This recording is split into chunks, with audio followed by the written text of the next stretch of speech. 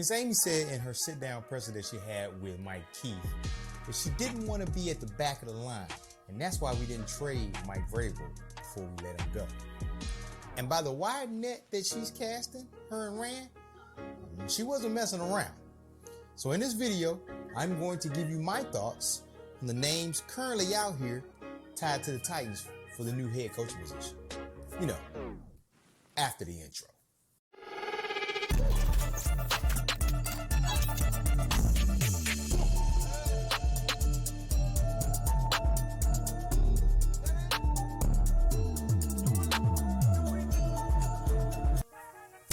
Hey, welcome back to the channel. I'm Bonafide, and this is Section 240, a channel all about the Tennessee Titans, but from a fan's perspective. Now, so the dust has settled on the decision to fire Mike Vrabel.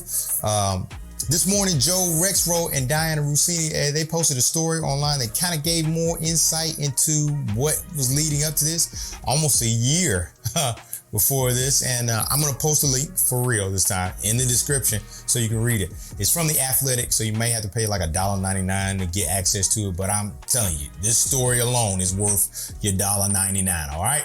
So, and like I said, I'll give you a little bit from what I got. I'm not going to tell you the whole story, but for what I gathered from reading this is that, you know, and I kind of been saying this all along, so I kind of sound like a broken record. If you haven't been watching my videos, I will sound like a broken record. But Mike Vrabel kind of forced his way out of Tennessee in a passive-aggressive way, and he did so he would look like the victim in all this. But apparently, you know, he wasn't fully invested anymore. And especially not after that New England visit. Like that right there. The article mentions other times, but I feel like that moment right there, that New England visit, is really what kind of started the clock to ticking on that. You'll be surprised what you read in there, but I think it was a great article by Joe Rexroth and Diana Rossini that kind of came together, collaborated. It's on The Athletic. Like I said, I'll post a link down below, but I think it's a good read for anybody that's a Titans fan to kind of get a little bit more information on it. But with that being said, he's gone. He ain't coming back. I ain't see his name come up for any interview requests with the Tennessee Titans, so it's finished. So it's time for us collectively, you and me both, us, me, Titan fan, you, Titan fan, to let's switch gears and look at the candidates that we got coming into Tennessee for interviews, because right now it's a lot of them right now. So now, what I'll say, and what you're going to hear when you start to read all these articles and things like that and see all these names come here, you're going to notice two things. So I'll kind of preface it with this little explanation right here. For, you know, Mike Vrabel, for all accounts and purposes, was considered a defensive-minded head coach. Why? Because of his defensive background. As a player, he was a linebacker.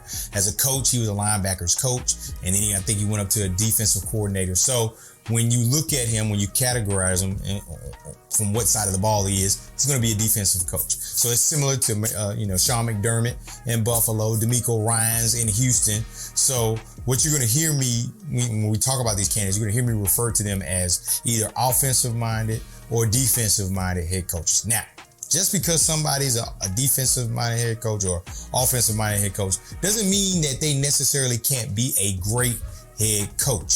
If you take a look at John Harbaugh in Baltimore, he was a special teams coach. He cut his teeth in special teams before he got the job as hired coach for the Ravens. You see how that turned out. So what I've come to understand from why people want to categorize this, other than it's just easier to kind of say what side of the ball they're on, is that you usually use that as a kind of inclination or indication of how they're going to run the team and what kind of influence are they going to have on the scheme or the type of football that we play. You know, if somebody's a defensive coordinator and they kind of got their chops in there and then they become a head coach, you might see some things from where it made them successful and kind of catapulted them to the position to do that. You know, obviously, you know, Shanahan, he's got a lot of people that are in his tree that, you know, kind of use the same kind of motion. They use the kind of players the kind of same way, so you can kind of link them back together. So that is what I feel like people are saying. Like, outside of the reason just, hey, you know, this is a good way to classify them, that's kind of how we classify them, you know, how they're going to be. So obviously Vrabel was a defensive-minded head coach. He really put a lot of emphasis on defense. Don't laugh. Don't make me laugh. So anyway, So let's look at, who's been reported to be interviewing with the Tennessee Titans. Now, there are a lot of candidates. I think we've got 8 official interviews right now. 9 official interviews right now. So I'm going to refer you, and I'm going to put this link in the description too, to musiccitymiracles.com. So this site been rocking with Tennessee for quite some time. I mean, it's still here, even when it's probably one of the older Tennessee, like from SB Nation back in the day. When you remember that back in the day, yeah. See, you ain't no real one if you don't remember SB Nation. But anyway, they have a tracker where they're putting all the links to all the coaches. If there's a report that a coach is going to be interviewed there, they're going to be doing that. So Jimmy Morris and Justin Mello over there, they're writing that, updating that. So I'm going to put that link in there. Follow that link if you want to keep up to date. I know they're going to say when an interview happens, they're going to update it from there. But that's probably the best tracker that I have found on the internet to kind of keep up with that. So now, like I said, at the time of me filming this, there are 9 candidates. All right, I'm gonna go through them with you. There's Brian Callahan from the Bengals, the OC for the Bengals. There's the Lions defensive coordinator, Aaron Glenn. There's the Raiders interim head coach, Antonio Pierce. There's the current Cowboys DC, Dan Quinn. Giants offensive coordinator, Mike Kafka. Lions offensive coordinator, Ben Johnson. Ravens defensive coordinator, Mike McDonald. Eagles offensive coordinator, Brian Johnson. And Texans offensive coordinator, Bobby Slowick. So that's a lot of candidates. And there's one name that I want to mention in a minute that hasn't currently gotten an interview, but there's too much smoke around him. So I think he might get a chance. So now, when Amy Adams Strunk, Miss Amy, and Rand said they were not lying about casting a wide net of candidates in this fresh start for the football organization, they were not playing. Now, Diana Russini came out with a tweet recently that's saying that the Titans were not interested in John Harbaugh, who just won a national championship with Michigan, and or the recently fired Bill Belichick. Yes, that is right. He got fired too. Yes, I know what you're thinking. And yes, I'm going to talk about that in a minute. Just hold your horses, all right? Now, there is going to be a ton of articles out there. They're going to go over the pros and cons of each one of these. And what I'm going to do over the course of if you follow me on Twitter, I'm going to try to reshare, retweet, or re-X, or repost, or whatever they call it now, as many articles as I find. So make sure you follow me on Twitter at Bonafide if you want to make sure you're up to the date. And obviously, you can follow those people too once you get the tweet from me. Because like I said, these candidates aren't the only, they're not just interviewing with us. There's currently like 8 NFL jobs open right now. This is probably like the largest amount of jobs that I've seen open in quite some time. So they're interviewing with us. They're interviewing a lot of people. So I definitely will, be pushing all those links. So here is what I think when I see these names and the research that I've done, this is what my ranking of those potential head coach candidates are. And we're going to use a tier system. So I'm going to put it up on the screen. We're going to go forward with this. But before we talk about this, I'm going to drop this note. Some of the names that you see on this list are here because they are simply Rooney Rule requirements. It is what it is. Now, me personally, I believe that we need more diversity in the head coaching ranks. We only got 4 minority coaches that are still with their teams right now. We got Todd Bowles, we got Mike McDaniel. Yes, Mike McDaniels, he's mixed. We got D'Amico Ryans, and we have Antonio Pierce, but we're not sure if Antonio is going to keep the job or whatever. And that's a story for a different day. Now, yes, I agree to this, but I will say this, that when you interview with a team for a head coaching position, whether it's a Rooney Rule selection or not, it is worth its weight in gold that it gives you the exposure and it gets your name mentioned in those circles. Like, it's not like, you're a graphic designer and somebody says, hey, we can't pay you, but we'll pay you an exposure. Nah, it's not like that. When you get a head coaching interview, whether especially as a minority candidate, it puts your name in that pot. So it'll keep popping up. And if you continue to do a good job, hopefully the thought process is that, you'll be mentioned in the circles when, Black Monday comes around. So I want you to realize that, that some of these names that we're going to see on here, and that is irregardless of the tiers or how I feel about them, but they are Rooney Rule requirements. So they're just checking off a box. So with that being said, my first tier is Callahan, Ben Johnson, McDonald, and a secret name that I didn't mention earlier in the first list, Frank Smith. He's a Miami offensive coordinator. We're going to talk about that. Now, with the exception of McDonald, who's on the defensive side, these are considered some of the best up-and-coming offensive-minded coaches that may be available during this cycle. Now, a name, like I said, that I mentioned that I've been doing some research on that I've seen a lot about is Frank Smith. Now, we don't have an official interview scheduled with him yet, but I think one is going to be coming maybe after this weekend's playoff games or so, whatever. But they got numerous amounts of NFL coaching experience. They've worked their way up in different spots, and they've all been a part of successful winning organizations. Now, the knock on a lot of them, especially like Callahan and Johnson, and it will become the same thing with Smith if he gets one, and McDonald, is that they don't have a lot of play calling experience because their coaches are offensive minded too, so they have taken control of those offensive guys. But like I said, I don't really think I'm not gonna really knock them for that because they're still part of the organization. Callahan, Zach Taylor raved about Callahan a lot about he's part of the structure. Again, they're in constant communication, which is what you're going to hear a lot from people that are trying to get their people promoted. So I ain't really going to knock them, but that's my tier one. Those are my guys that if I got any one of those guys on the team. Now, you say McDonald's a defensive guy, but we want to move away from it. Does not mean that he doesn't have the ability. His defense, that Ravens defense is great.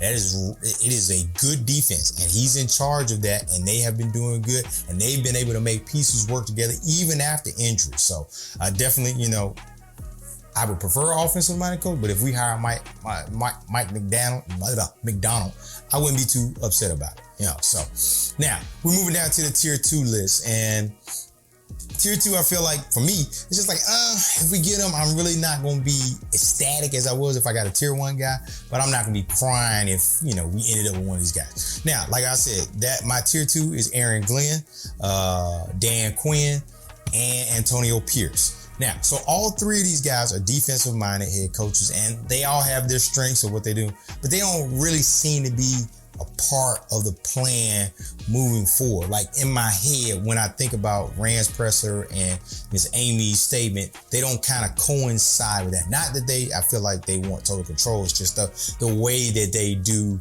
football. Now, Dan Quinn, even though he's lumped into this tier, he was a head coach in Atlanta, and he was a DC in Seattle and they had some success. But he was ultimately fired. But he kind of seen a resurgence as the defensive coordinator for Dallas, and they got that Dallas. They're a playoff team, and their defense is really good. Now, he'd probably be the one I'd move up to tier 1, but I think he needs a lot around him. Glenn and Pierce, like I said before, they're doing admirable jobs in what they're doing, but I feel like these guys are just Rooney Rule check boxes for me. So that's why I kind of put them in tier 2. Not that they aren't capable of doing the job. I just feel like they're not part of what they want to do moving forward, and probably some procedural thing going on. Now, this is tier 3, and it may shock you who are in tier 3. Obviously, you're not going to shock you. If you're watching the video, you kind of know who's in here. And that is, tier 3 is like, I'm kind of off on them. If we get them, I'm not going to be terribly mad, but I'm not going to be terribly happy too, because I just don't feel like they're ready. And that's Slowick, that's Brian Johnson, the Eagles offensive coordinator, and that's Mike Kafka. Like, I'm going to be honest with you right now.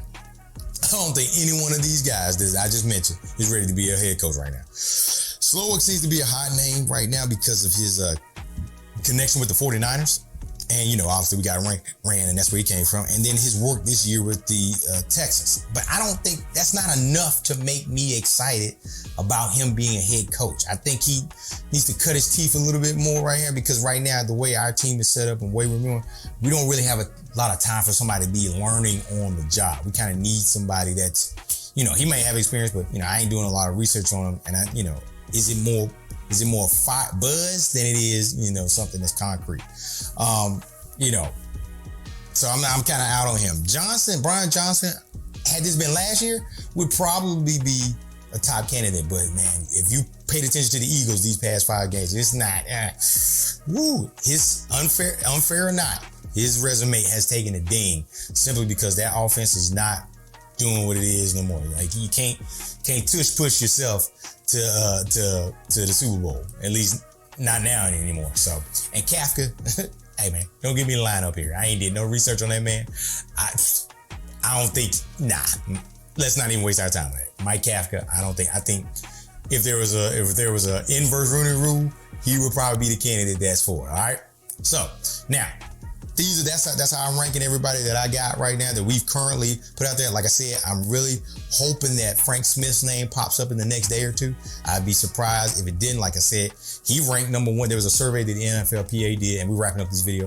The NFLPA did about, anonymous about, offensive coordinators, defensive coordinators, and Frank Smith's name was the number one. He was number one ranked out of all of the doggone offensive coordinators names submitted from there. So, would definitely be, he's got a lot of experience too. So Frank Smith is like my dark horse candidate that I hope they go through. Now, more names may pop up, but this is the full list that we got right now. And honestly, let me tell you something right now.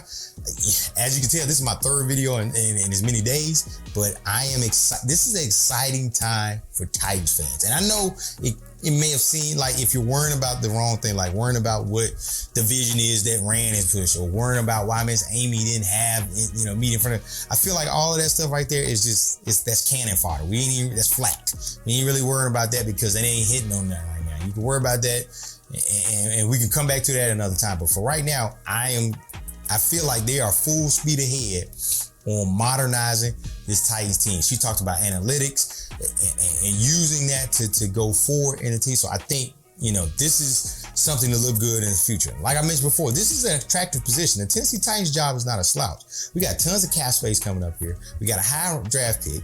And then on the team, we got pieces like Simmons and Landry and Autry and Spears and Levis and Chig. All of these pieces that are right here that you can build around in a winnable division. Remember, like the division came down to the last game of the season. Even though we were out of it, came down to the last game of the season for us, and this is the second year in a row that it's happened. So while everybody's improving in the division, it doesn't mean that it's not a winnable division. We're not getting blown away. Everybody else is 8-7. We had 7 one-score losses. So if we change up some of those games, maybe we're in the playoffs. Who knows? But I think moving forward, this is a good job to have. It's a good, attractive job to have. And I'm a fan, so I'm a root for the team. Now, once this round of interviews of coaches conclude, and it might be a minute because some of these guys are still coaching in the playoffs. I wish we were in the playoffs, but that's another day. But I don't expect it to take a long time before we're having a presser at St. Thomas Sports Park, and we get some new pictures from Donald Page, and the private jet is rolling up, and everybody's, this whole exuberation. All right. So I think, you definitely want to stay tuned. I'm definitely gonna be dropping more videos about it once we get more information about it. But if you made it this far, I appreciate you. Don't forget we're doing our Road to 1K giveaway, so make sure you subscribe to the channel because that's the way you're going to get entered to win a Oilers throwback jersey.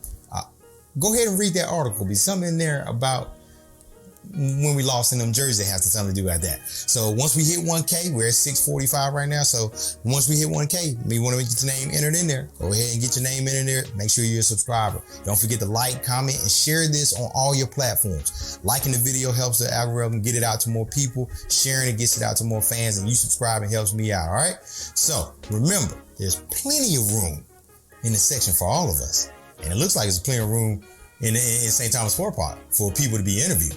So until the next one, tighten up.